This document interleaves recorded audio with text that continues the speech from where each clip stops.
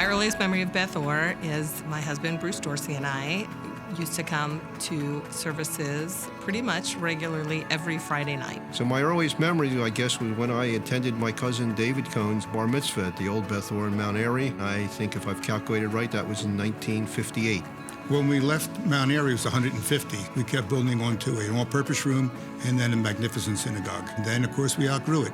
So the Springhouse building was the only home that we knew for Beth Orr. Oh, it was home. It was a very close-knit community. In those days, members painted the walls, they laid carpeting, they did electrical work. It was a very hands-on congregation. It's the place where our whole family grew. We had a 3-year-old, a new baby, and the entire family's been very active at Beth Orr. Services were held in what was the old living room, I think, of the mansion. There must have been well over 150 or 200 people there, and thinking how great this was, but hoping that the fire marshal didn't show up because obviously we were well overcrowded.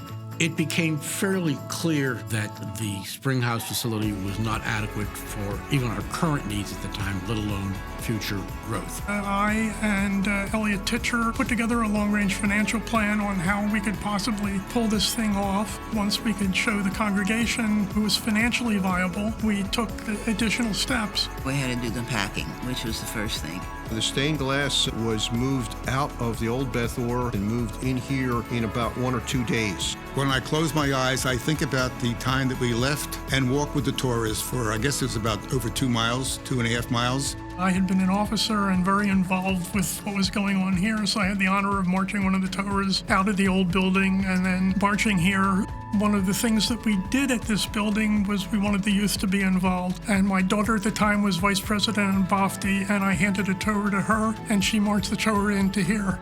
I think what really struck me is as I walked down that long aisle, because it was all the way from the social hall doors to the Ark, how many people I knew. And seeing all those smiling, happy faces, it made it feel like you were coming to your family celebration. It was a really beautiful day. I think it took a while to feel like home. It's a big building. I would often lead tours here to show them what was happening near the end of the construction. I would always start them over in the school wing, wind them around so they were totally confused, bring them up the back staircase, and then have them literally walk onto the bima. So they would walk into the sanctuary from that and see what it looked like, and the reactions were fantastic. The first bar mitzvah student, I was on the bima with the rabbi, starting out our great adventure here. It's hard to believe that it's been since 2006. I can recall that Rabbi Marx would say, it's so hard to get used to this building, and now it's second nature to us all. So pretty much all of my friends are from Beth Orr at this point in my life. So most of our friends, their kids have gone through preschool with our kids, they have been in Hebrew school with our kids, and then when the synagogue hosts an event, we're all pretty much going together, so we're hanging out with each other anyway. So it's a really nice kind of focal point to our social circle. There's not a time I don't walk into this building and just smile to myself of what we've accomplished. The fundraising for a $19.3 million synagogue, we had $10 million pledged over 5 years. It's an unbelievable story with over 80% of the congregation participating financially. And that's why it's so important to me that we're going to terminate the mortgage. It's a wonderful, wonderful moment for all of us. You know, Jewish history has really been a cycle of exile and redemption, of homelessness and coming home. And I think that this congregation has had a similar spiritual experience. We've been in many different places. This building is important because it's a coming home. It's a knowing that we belong and that we have a place in this world. To me, spiritually, that's one of the most important things we need. This event is deeply spiritual.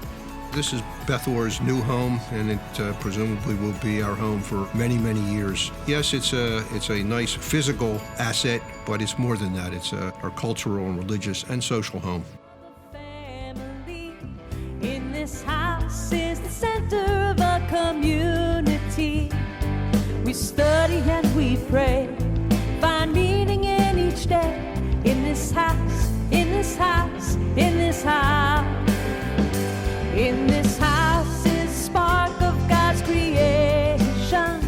In this house there is joy and celebration. By song or by word, your prayer in this house, in this house, in this house. Sing it out, sing it out.